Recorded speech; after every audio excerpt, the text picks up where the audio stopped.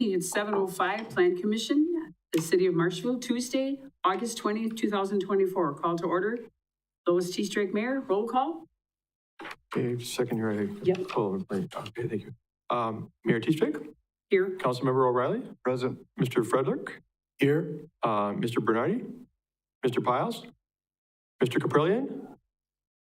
Here. Ms. Veith? We have a quorum. Item 3, approval of agenda. Move to approve. Kim and John? Yep. Yes, thank you. Any discussion? Seeing none, all those in favor? Aye. Opposed? Motion carries. Approval of minutes, June 18th, 2024 meeting.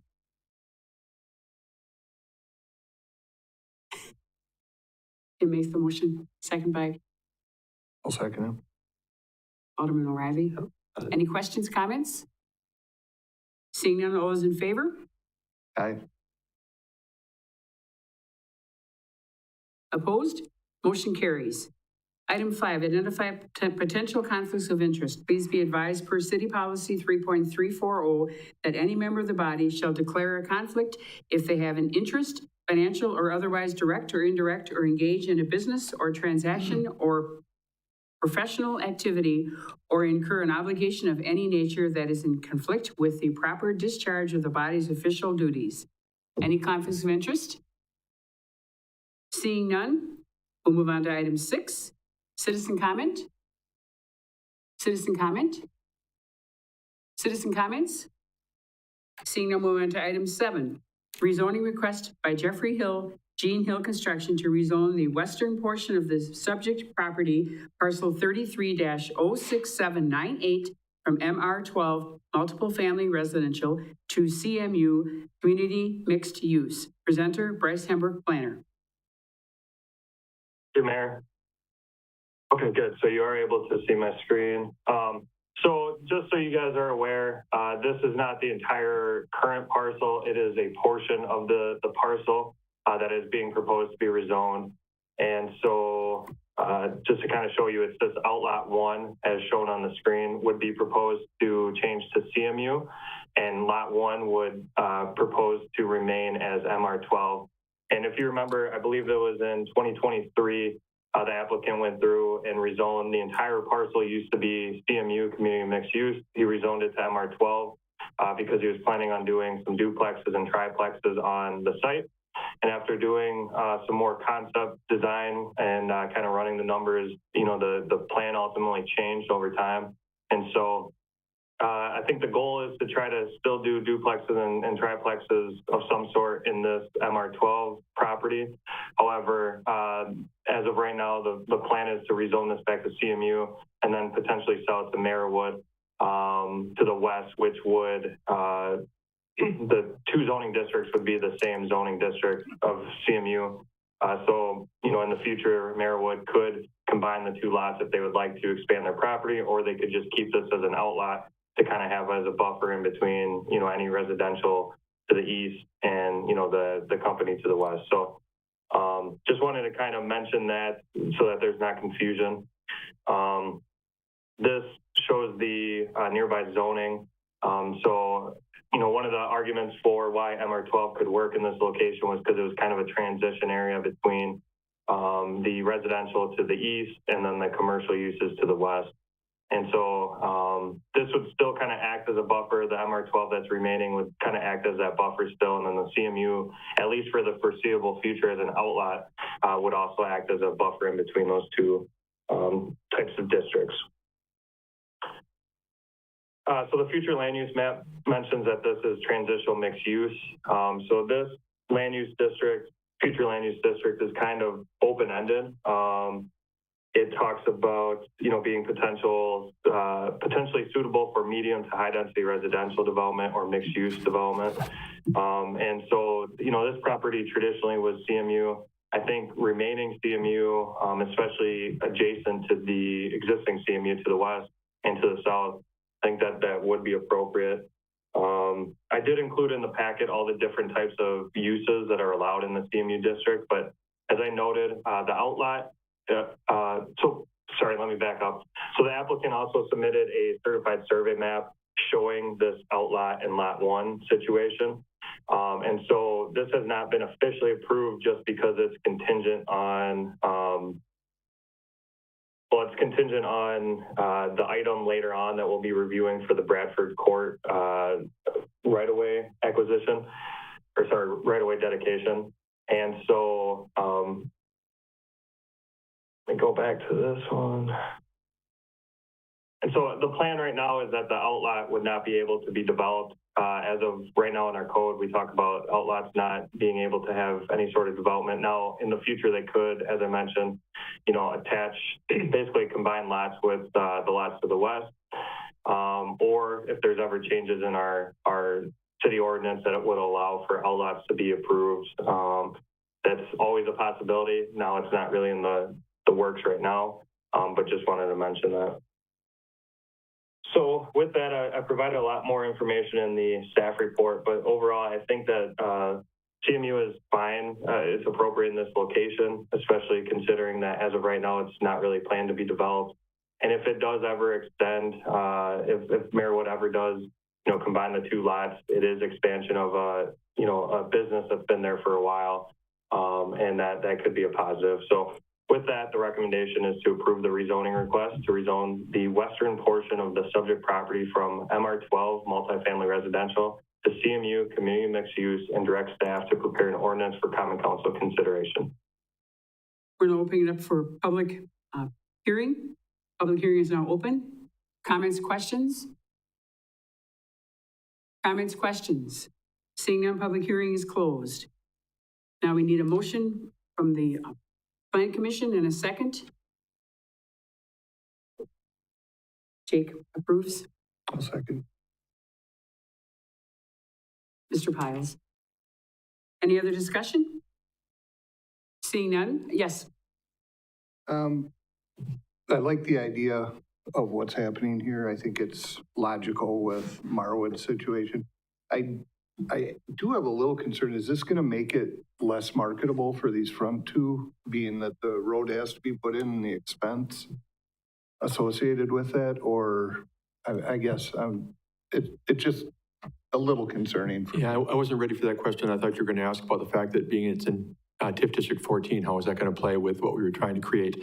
But I guess I'm not sure the answer to your question about marketability offhand. I'll have to think about that for a minute. I mean, the entrance will be coming off Adams, and, I think it's workable. I think it probably makes sense. Any ideas from the floor?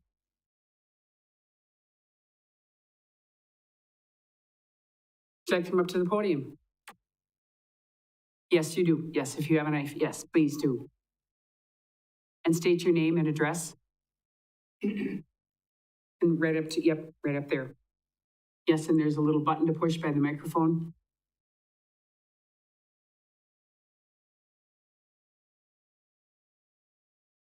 Try to get it to be red when you're done.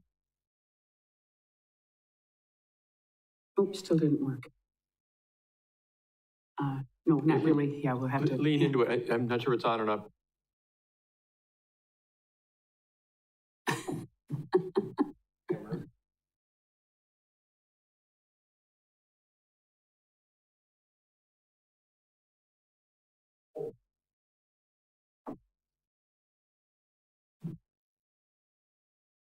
Oh, still can't hear you. Sorry. Yeah, we still can't hear you. I'm not sure what's going on. What? Public off, public on. I'm not seeing that button.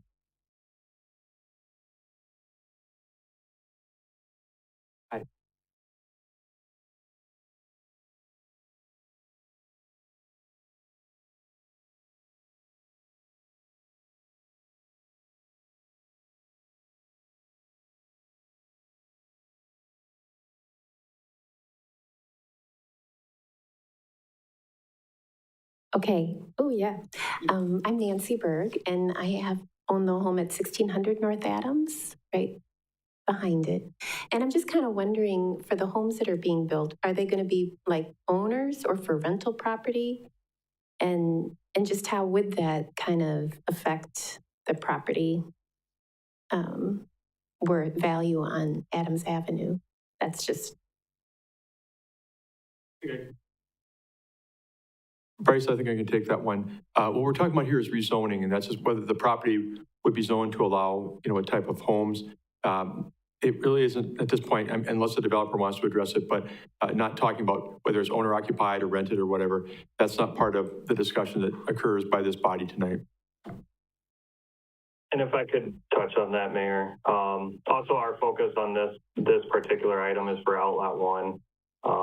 I believe that at a later point, if there is development on Lot 1, it would have to come back as a group development as they're originally proposing. So there might be a chance in the future, but that neighbor would be notified at that time. But yes, for this discussion, we're focusing on Outlet 1, which wouldn't necessarily apply to the future plans of Lot 1. I can kind of touch on Mr. O'Reilly's comment. In terms of the marketability, it obviously would impact it. Outlet 1, as I mentioned, cannot be developed. And so with going with this option that is presented, there's really not an option for Outlet 1 to be developed unless you were to, like I said, combine the lots, whether it's to the west or let's say in the future the north or the south wants to expand. Those are options to combine. Or if the plans are kind of scrapped and they want to go back to having just one lot. But as of right now, the applicant has, decided to go with this route of, changing the right of way shown on Lot 1, which would basically no longer provide public street access to Outlet 1, which thus makes it undevelopable. So it definitely has an impact, but that is kind of the route that the applicant has chosen. And I believe that one of the main reasons for this request is because there is interest in possibly selling this land to the neighboring property, and so they're interested in kind of going that route. So yes, it would be impacted, but for the plans that are currently being considered, that's not quite taken into that equation because there are kind of plans set in place. Yeah, if I can, I apologize, Mike. I wasn't understanding your question properly. Obviously, what Bryce is saying makes sense, and that's why it's an outlot instead of a lot of record. But it is based on the idea what the developer is thinking about doing with it, as opposed to developing it for additional residential. Mm-hmm. Yeah, that was what my concern was. And like I said, I think there is a very strong potential for expansion from Marwood. They're a strong company that's been here a long time. My major concern that I saw is I know the road expansion, the extension of the utilities and so forth became an issue with the development. And now if you can only put 2 developments in that area, that was kind of where I was headed with it. But I will let that lie. And I was also curious, as long as you had brought up the TIF district, if you could expand on the implications for that, please. Well, again, the reason we created TIF District 14, not just for this area, it actually goes to the other side of West McMillan as well, but was to get a mix of development, commercial, residential. Our thought all along was that this would be a prime spot for residential between Marwood and Fleet Farm. And of course, we'd already been talking to Jeff. Now he's scaled back his proposal. Certainly, we would like to have seen that entire parcel develop into residential. That may not happen now. But again, the property owner has the right to do what he sees fit and what best meets his needs. Certainly, he's had to look at, the financials. He's talked to the city at some length, trying to see if it was workable to have a bigger development and if the city could participate in some way and to what degree. So I'm not taking away from the fact that this is a legitimate request. I'm not at all.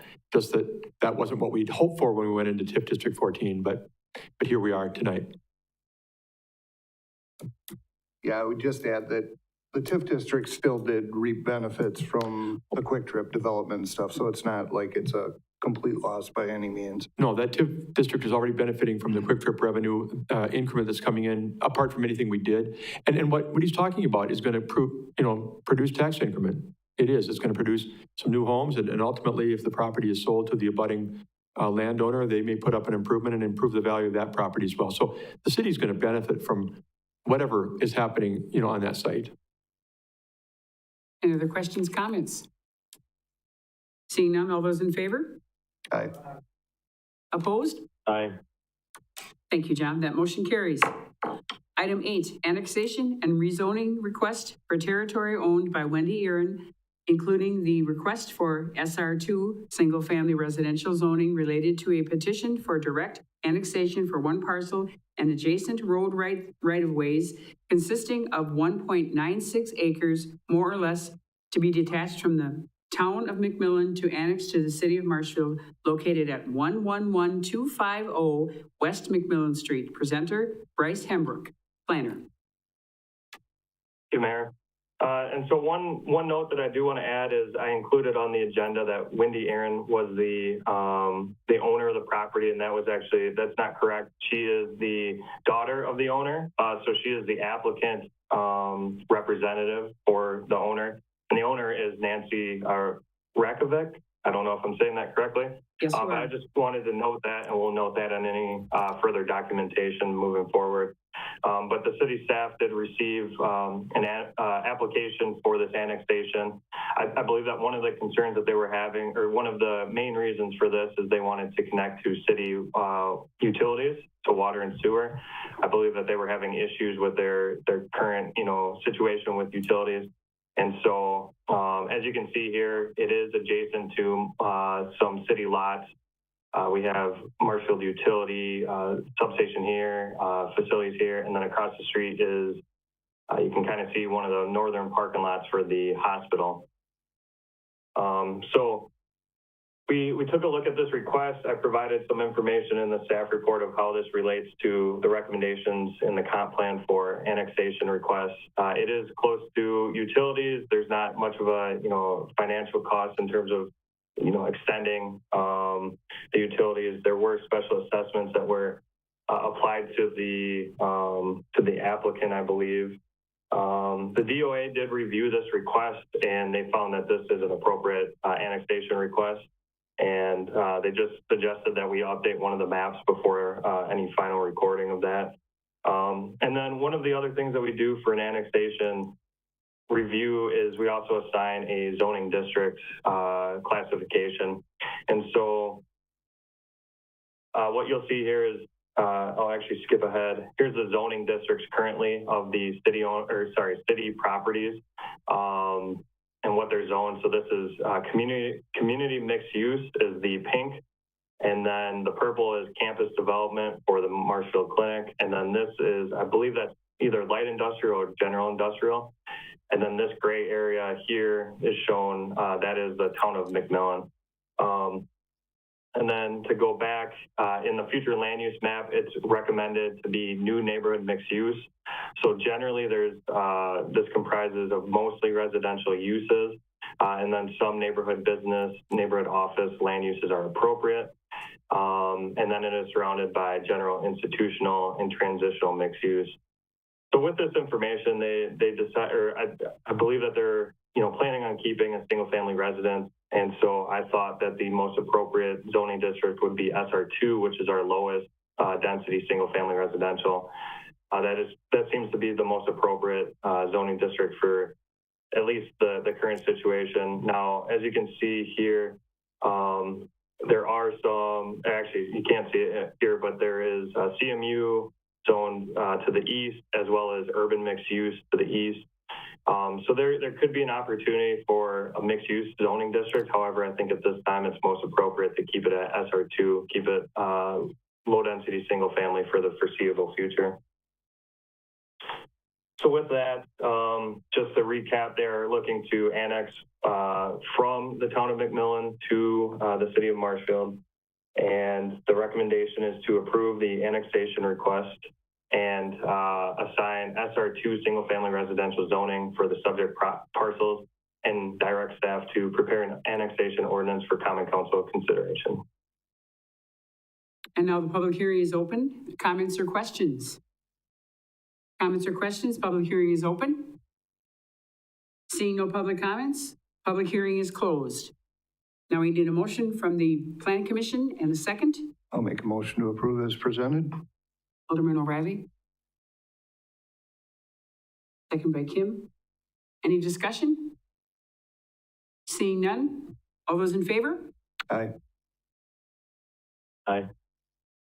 Opposed? Motion carries. Thank you. Number 9, condition use permit request by Steve Chizo. Not sure if I'm saying that right, sorry.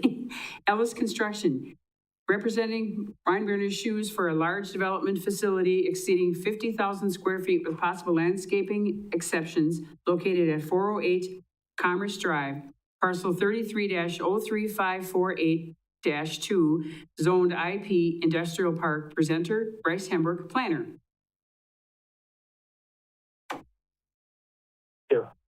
So the subject property is located in the Mill Creek Business Park. The property is owned by the city of Marshfield. I know that the city is currently in talks. I don't know if, I know that they went before Common Council last week. I don't know if the purchase of the property is official yet. However, the intent is to have Weinbrenner take over this lot to construct their new production facility for their work boots and work shoes company. And it will, as I said, it will mainly be a production floor. There will also be retail and some office space. And I'll get into that in a moment, but the subject property is zoned Industrial Park, IP, and is located next to CMU. So all of the parcels within the Mill Creek Business Park are either CMU or IP. And there are additional covenants for any new development within this area. So the covenant committee needs to review the architectural, the landscaping, and then the uses to determine whether or not it's appropriate in that district. So here's a floor plan, and I understand that's probably hard to see on the screen. However, in the green here, you'll see some of the office space that's being proposed. There's a company cafeteria shown in purple here. A retail area that's about 2,770 square feet. This would be, open to the public. There would be a warehouse that would be kind of attached to that retail. And then, as I mentioned, about 41,000 square feet is going to be intended for production space. And then there's obviously some, mechanical rooms and additional rooms, including a bag house on the exterior. So here's some renderings of what it's going to look like. As I mentioned, the Mill Creek Covenant Committee, they review this and they may have some tweaks just to ensure that the architectural integrity is, up to par in that district. But overall, they're, planning to kind of break up at least the main facade with some different architectural features. And so on this screen, you'll see the west and north elevations. You can also see the retail store as shown.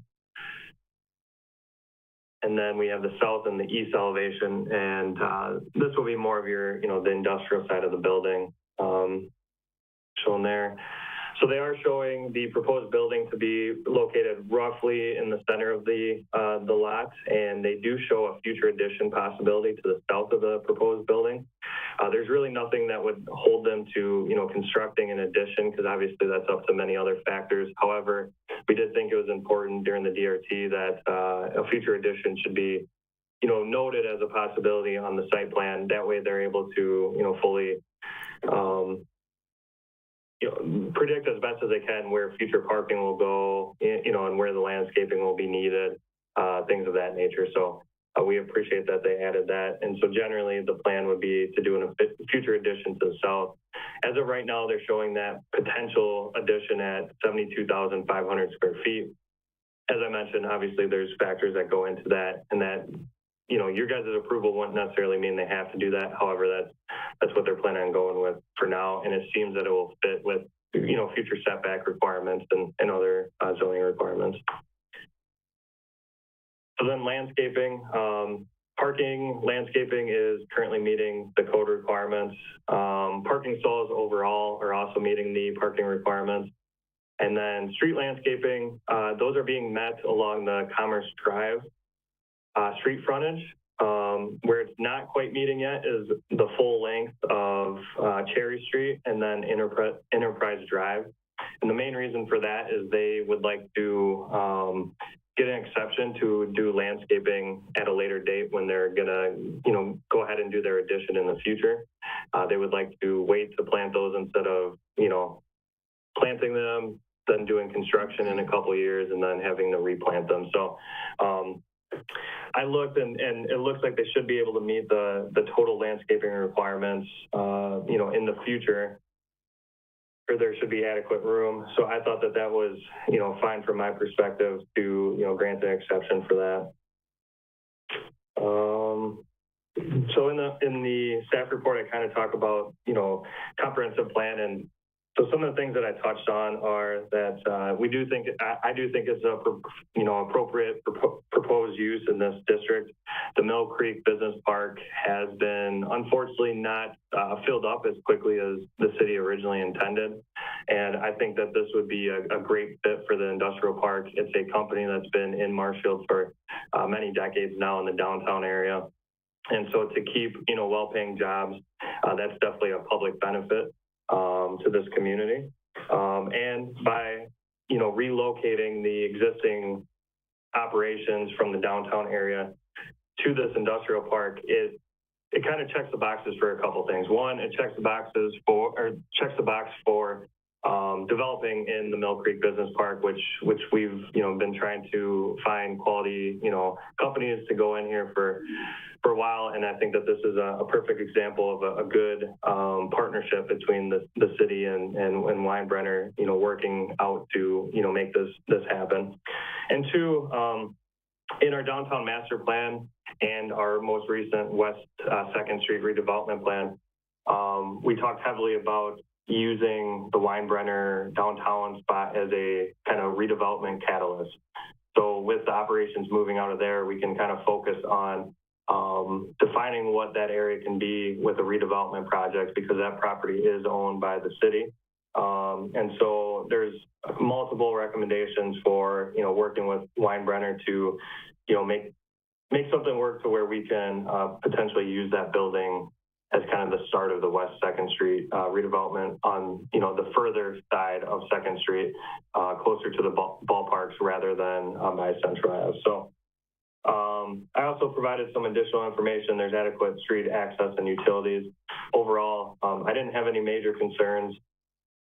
I did include, so in the recommendations, there is one additional condition that I did not include in the staff report that we will go over, but overall my recommendation is to recommend approval of the conditional use request for Weinbrenner Shoes to allow a large development with possible landscape exceptions. And with the following conditions: number one, minor site plan changes may be approved administratively, provided they do not require additional exceptions from the zoning code or any conditions approved with this conditional use permit. Number two, street landscaping points can be installed in 2 phases as shown on the landscaping plan. The landscaping currently shown on the landscape plan shall be planted within a year of occupancy and must be maintained. Landscaping required in phase 2 shall meet the code requirements, and no additional landscape exceptions shall be considered during phase 2. Number 3, no buffer yard landscaping is required. I will explain that in a second. I forgot to touch on that. And then 4, the project must begin within 1 year from the approval of conditional use permit and must be operational within 2 years of Common Council approval. So this is a requirement listed in section 18-161-12.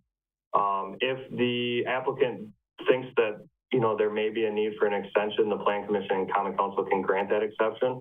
So if that is the case, I would make sure to amend that motion to make it appropriate. But generally, the 1 year and 2 year requirement is a requirement in the zoning code.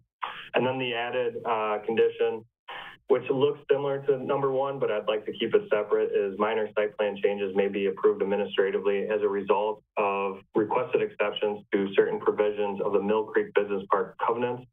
The exceptions will be considered by the Mill Creek Business Park Covenants Committee. And then just one, to touch on the buffer yard real quick. Buffer yard landscaping is required when there is abutting land that is zoned differently. And depending on what the zoning districts are, there's different standards, different requirements. And so as you can see in the southeast corner, it does abut CMU. This is currently vacant land owned by the city, I believe, already. And it is such a small portion of the property that is adjoining this CMU district. And so based on, their proposed landscaping, I didn't think that it was necessary to require the small strip of landscaping here when they're going to be adding all of the other parking and streets. So I thought that that was appropriate. However, the Plan Commission can obviously still require that if they would like. And that is all that I have.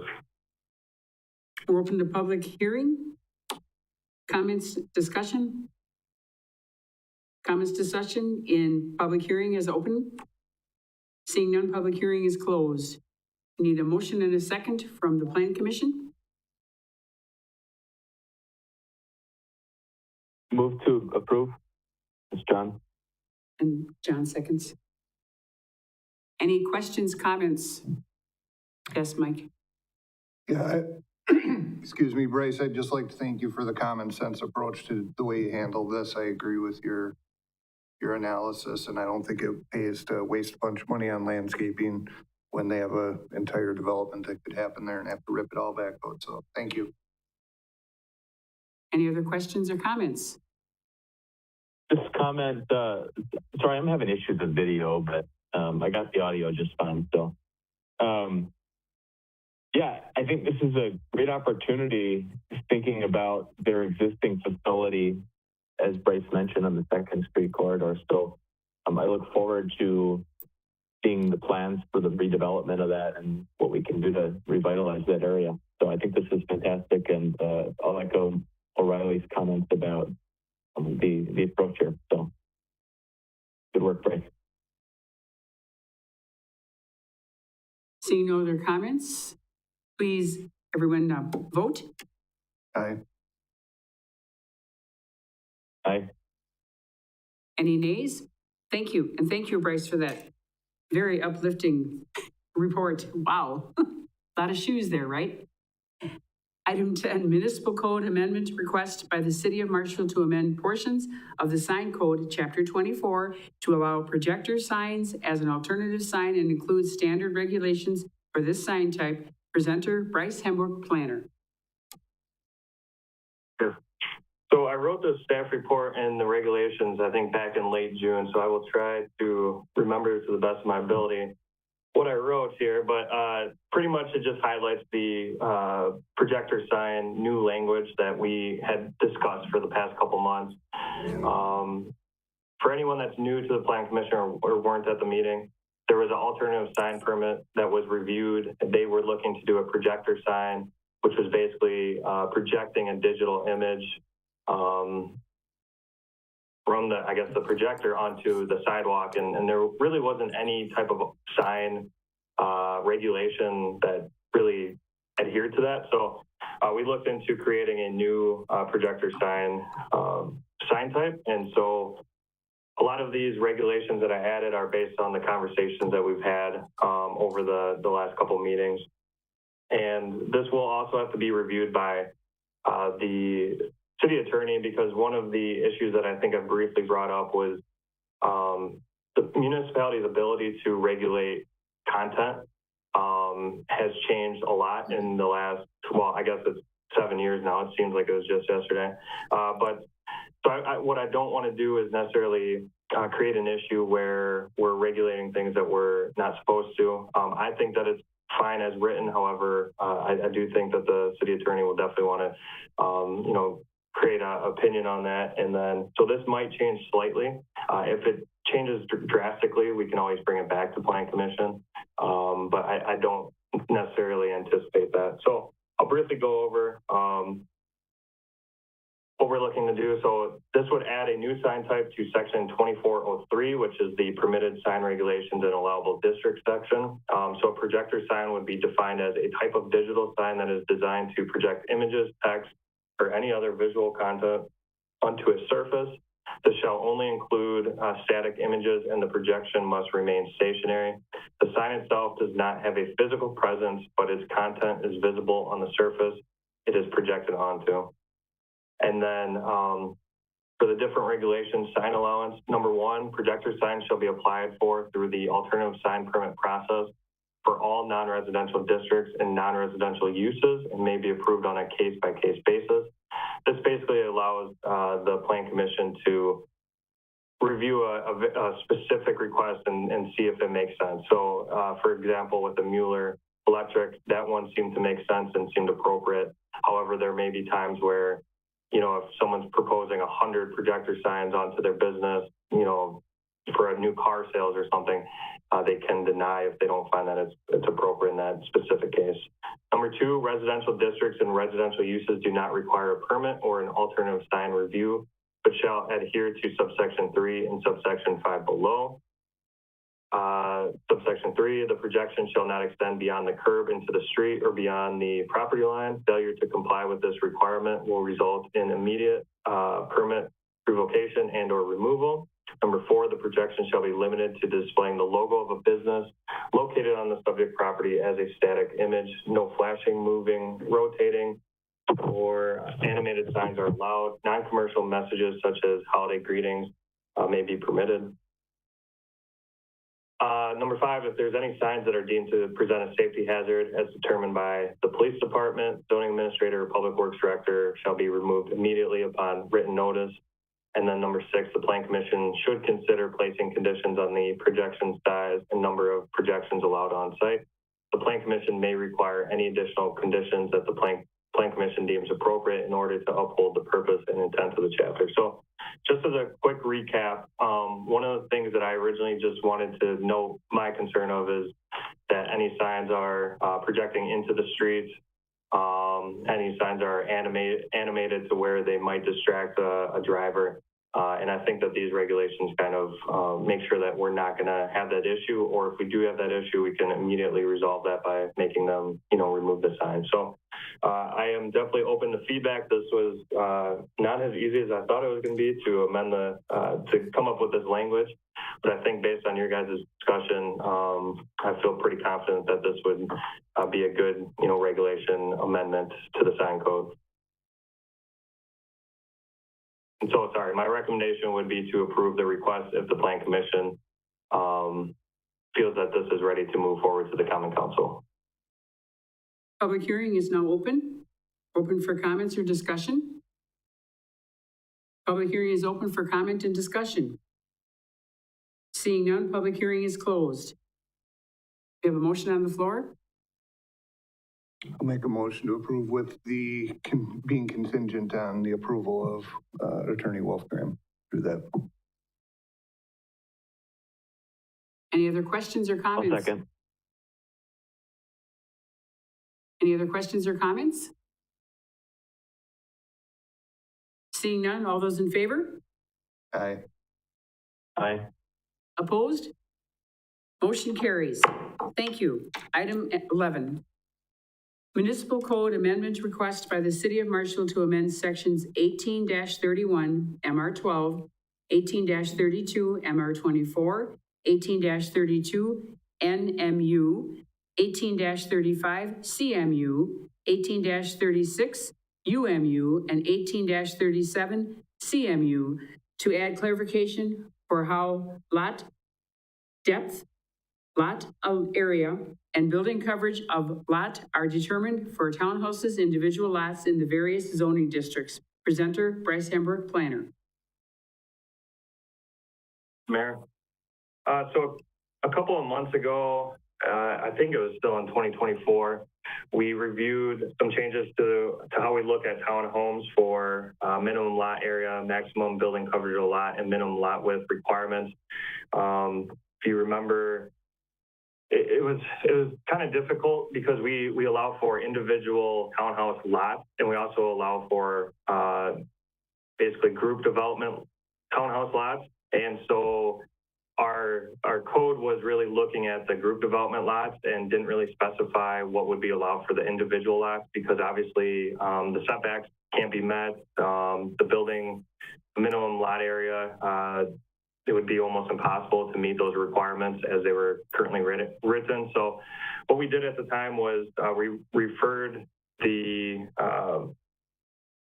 basically in the townhouse section, we just kind of mentioned that for townhouse buildings with individual lots per dwelling unit, all lots combined must meet the minimum lot width, minimum lot area, maximum building coverage of lot standards as required in the underlying zoning district. So originally, I thought that that was the best way to attack that, and it worked well for me as we kind of reviewed, we reviewed one subdivision plat where those were able to be approved. However, I kept getting questions from citizens and from developers and from even the DOA about how do we look at the townhouse lots? Because what most people do is they take a look at this table that you see on the screen here. And so they see 100 feet. And obviously when you're looking at individual townhouse lot of 25 feet, 26 feet, that's quite, clearly under 100 feet. And so it didn't seem intuitive to look into the townhouse section. So it was completely fine to have in the townhouse section. It just wasn't the most user-friendly. And so what I'm proposing here is just to simply add an asterisk in each section that each district that townhouses are allowed in, and basically just refer the asterisk to section 1855.5B for that regulation. So it's a pretty minor change, but I just think that this will help reduce confusion and also help so I don't have to kind of help people through to know where to look, because after they brought that up, I definitely understood where they were coming from and think that this is probably the easiest route to go, just to be clear. So with that, my recommendation would be to approve the proposed changes as presented and direct staff to prepare an ordinance for Common Council consideration. Public hearing is now open. Comments and discussion? Comments and discussion for public hearing is now open. Seeing no, public hearing is now closed. Need a motion and a second from the Plan Commission?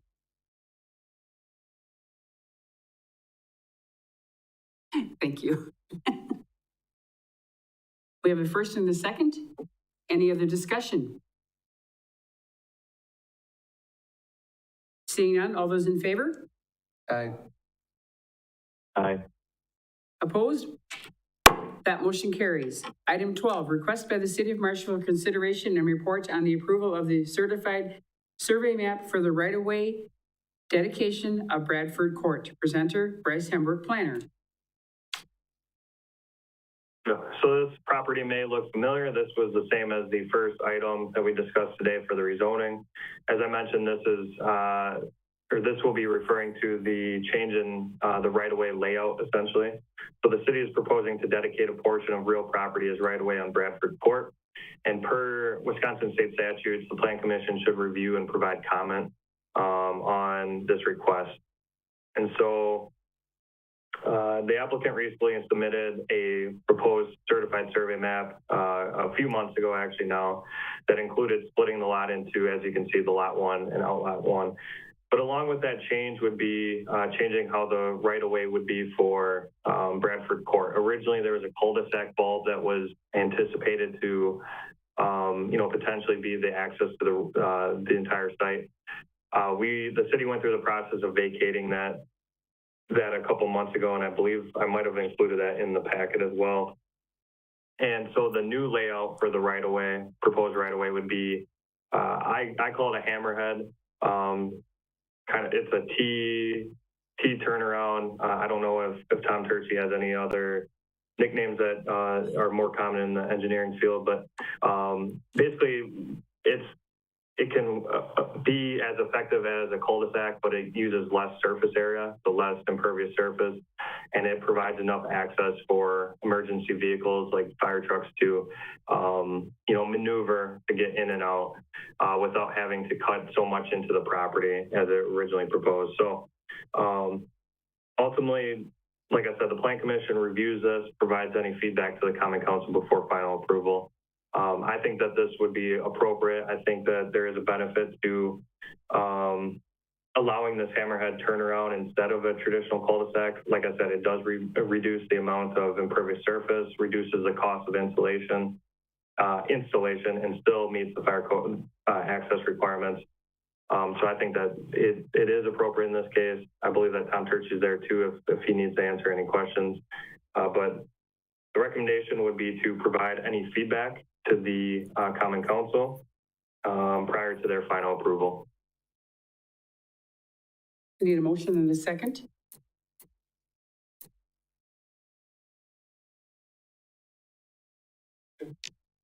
Alderman O'Reilly makes the motion. Second by Jake. Any other comments, questions from the Plan Commission? Seeing none, all those in favor? Aye. Aye. Opposed? Motion carries. Item 13, request by City of Marshfield for consideration report on the approval of the certified survey map, which includes right-of-way dedication along Yellowstone Drive. Presenter, Bryce Hembrook, planner. So I won't go into the details of why you're reviewing this, since it's the same as the last one. However, the City of Marshfield is currently proposing a certified survey map for the city-owned property to, work to sell to a applicant who recently went through the DUP process for site plan approval for the agricultural services land use. And so the city is looking to split the lot into this new lot one arrangement. And if you can see here, there is a 10-foot wide strip that's dedicated to the public for road right-of-way that is being proposed as part of this certified survey map. So if we go back to the location map, and I thought I had it zoomed in, I guess it's not.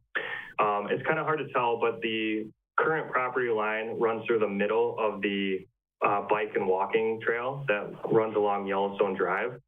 And so it just makes sense with going through this process to acquire that land to make sure that the entire walking trail, the entire trail is within city right away. That way, there's no issues in the future of, having private owners with technically owning, half of the trail. This is just the easiest way to accomplish that. So once again, the Plan Commission is required to provide comment to the to the Common Council prior to their final approval. And so we would be looking for any feedback on that.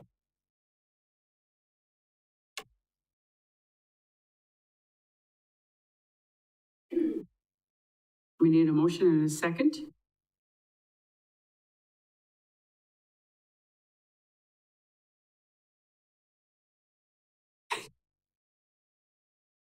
Any other discussion or questions, comments? Seeing none, all those in favor? Aye.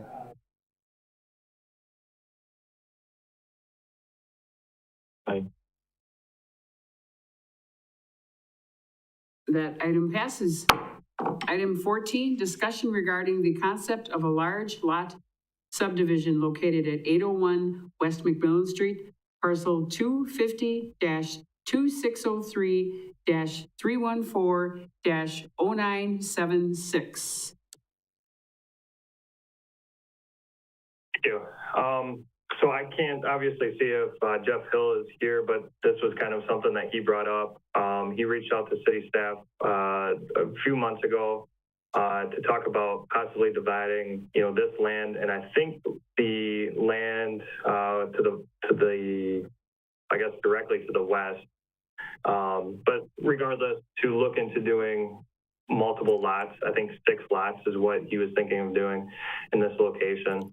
And so when there's a division of land over 4 lots, that would require a plat review. And so after reviewing through our documents and our plans and stuff, and our subdivision code, we determined that according to the code, large lot subdivisions aren't able to be reviewed. And so large lot subdivisions are defined as being an acre and a half. So when there's 5 or more parcels at an acre and a half or greater, those would not be allowed because that's not city development that the city is looking for, because with city development, we look to add water and sewer as well as, street infrastructure. And, the larger the lots, the larger the lot width, the increased cost of providing those services. And so as of right now, there's not really an avenue to review a division like that.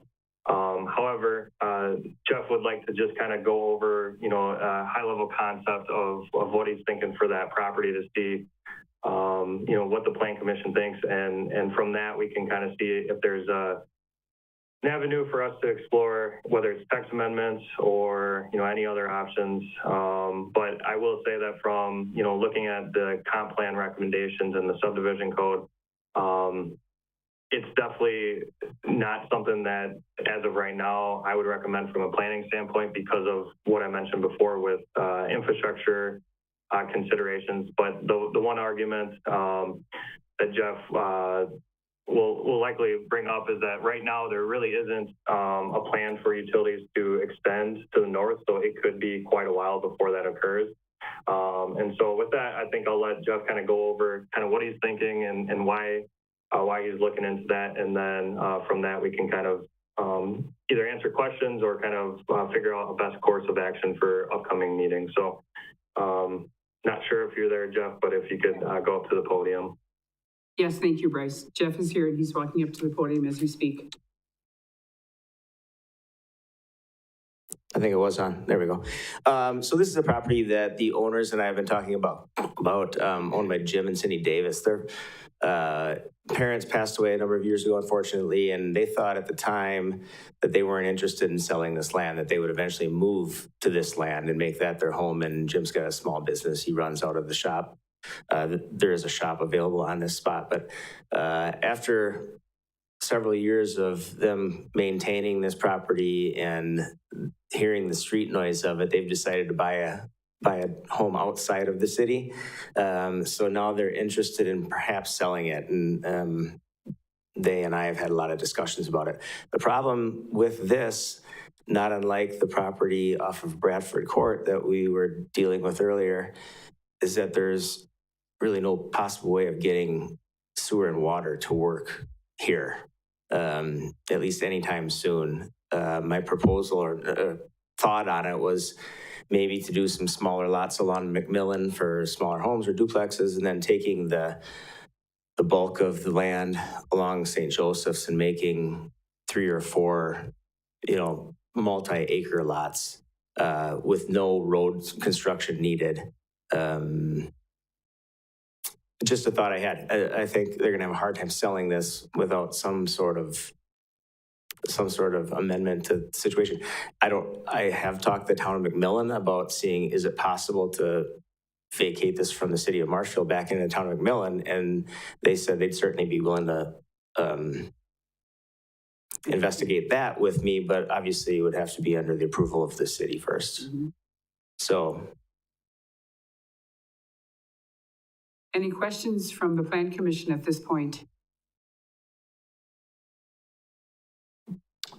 Just wondering, other than the issue of the sewers and so on, for the large, your idea of large lots, isn't that sort of opposed to the need for more housing in the city? There's a need for more housing in the city, and